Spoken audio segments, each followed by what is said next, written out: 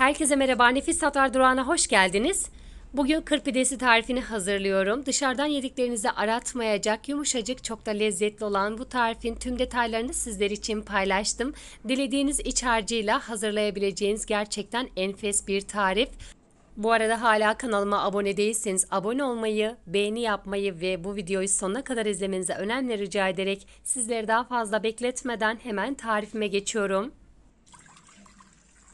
Yoğurma kasesinin içerisine 1 çay bardağı sıvı yağı, 2 su bardağı ılık su, 1 paket instant maya, 2 tatlı kaşığı toz şeker ilave ediyorum.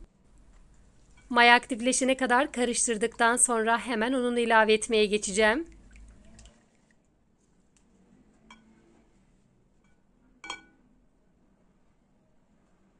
Tarifim için 6 su bardağı un kullandım. Bu sırada üzerine 1 tatlı kaşığı tuz ilavesi yapıyorum. Lütfen unu kontrollü ekleyelim. Ele yapışan ve yumuşak bir hamur elde edeceğiz.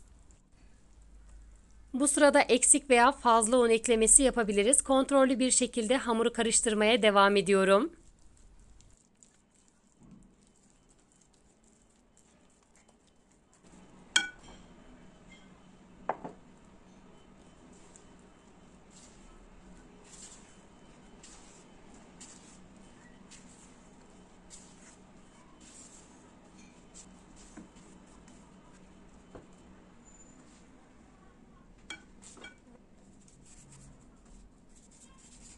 Buraya kadar gelen sevgili takipçilerimden her zaman olduğu gibi yorum kısmına emoji olabilir, çiçek olabilir, tarifim hakkında farklı fikirlerde, farklı düşüncelerde bulunmak isterseniz benimle paylaşabilirsiniz.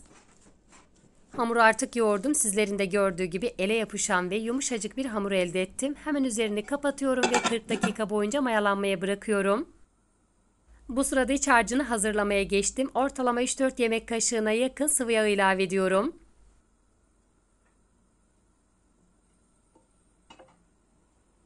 3 adet orta büyüklükte ince ince kıymış olduğum soğanları da kızgın yağın içerisine ilave ettim.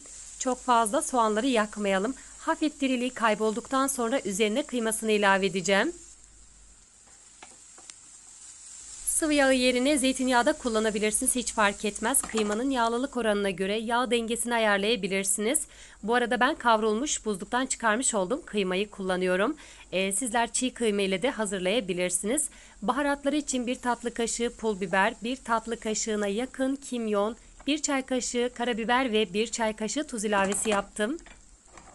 Çok fazla kavurmuyorum. Pişmiş kıyma olduğu için birkaç saniye boyunca hemen karıştırdıktan sonra ocaktan aldım ve borcamın içerisine aktardım. İç harcının soğuk olması gerekiyor.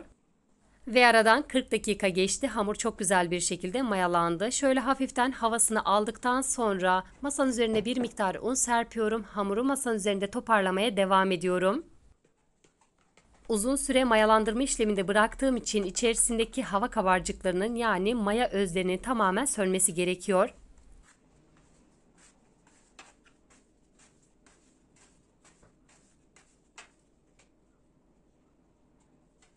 Ele yapışan ve yumuşak bir hamur olduğu için sıklıkla undan yardım alıyorum. Kabaca toparlamış olduğum hamuru toplamda 14 eşit parçaya bölüyorum. Pideleri orta büyüklükte hazırlıyorum. Yine göz kararı bezelerin büyüklüğünü ayarlayabilirsiniz. Mümkün olduğu kadar bezelerin büyüklüğünün aynı olmasına özen gösterelim. Bu işlem çok kolay. Avuç içerisinde yuvarlayarak ebatlarını anlayabilirsiniz.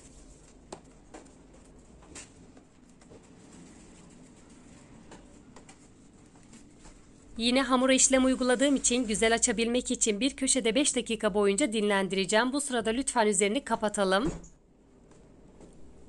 Bezeleri açma işlemine geçtim. Bu işlem de oldukça kolay. Sadece merdane yardımıyla ilk bezenin altına ve üstüne çok az miktarda un serpiştirdim. Uzunlamasına bezeyi açıyorum. Bezenin orta kısmına iç harcından ilave ediyorum. Dilediğiniz miktarda iç harcı ilavesi yapabilirsiniz. Dilerseniz patateslisini, sade soğanlısını veya kaşar peynirlisini de yapabilirsiniz. Bu kısımda oldukça önemli. Sizlerin de gördüğü gibi uç kısımlarından başlayarak tüm hamuru sıkı bir şekilde yapıştırıyorum. Yağlı kağıt sermiş olduğum fırın tepsisinin içerisine aralık bırakarak yerleştireceğim. Ben diğer bezeleri açana kadar üzerini kapatacağım ve tepsi mayasına bırakacağım.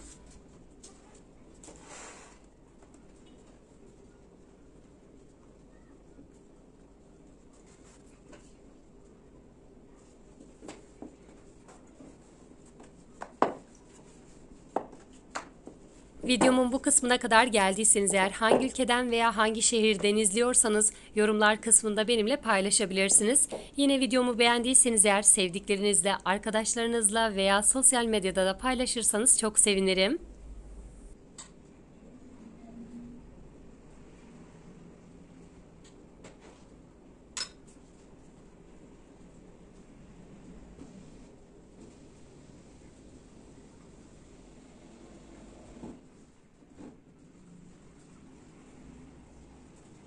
Toplamda 14 adet pide elde ettim. 7 tanesini sade kıymalı, 7 tanesini kaşar peyniri ve kıymalı yaptım. Son olarak sizlere şöyle bir de kaşar peyniri ve kıymalısını göstermek istiyorum. Yine bol miktarda iç harcından ilave ettikten sonra üzerine kaşar peyniri serpiştiriyorum.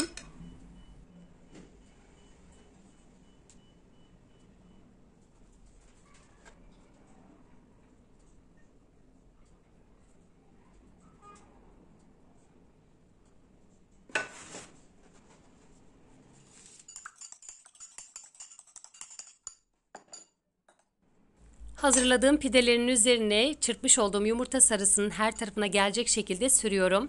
Toplamda 2 adet yumurta sarısı kullandım. Benim yumurtalarım oldukça küçüktü. 1 adet orta büyüklükteki yumurta sarısı da yeterli gelecektir. Önceden ısıtmış olduğum 200 derecelik alt üst ayar fırında altı ve üstü kızarana kadar pişmeye gönderiyorum. Pideler benim fırınımda 25 dakika içerisinde pişti. Elbette her fırın aynı değildir. Mutlaka değişkenlik gösterecektir. Altı ve üstü kızardıktan sonra fırından alalım. Üzerini temiz bir bezle kapattım ve 5 dakika boyunca dinlendirdim. İlk çıktığı zaman üzeri sert olacaktır. 5 dakika dinlendirmeniz yumuşaması için yeterli olacak.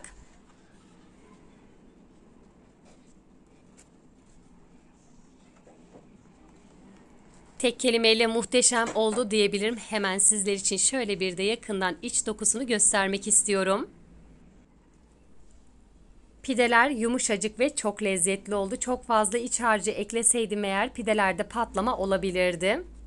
Yine sizler bu dengeyi göz kararı ayarlayabilirsiniz. Umarım tarifimi denedikten sonra sizler de çok beğenirsiniz. Tarifimi deneyen arkadaşlarım sonucu benimle paylaşırsanız çok sevinirim. Yine sizlerle birlikte yumuşacık ve çok lezzetli kır pidesi tarifini hazırladık. Bugünlük de tarifimin sonuna geldim. Bir sonraki tarifimde görüşmek dileğiyle. Beni izlediğiniz için hepinize çok teşekkür ediyorum. Şimdiden hazırlayacak olanlara afiyet olsun. Hoşça kalın.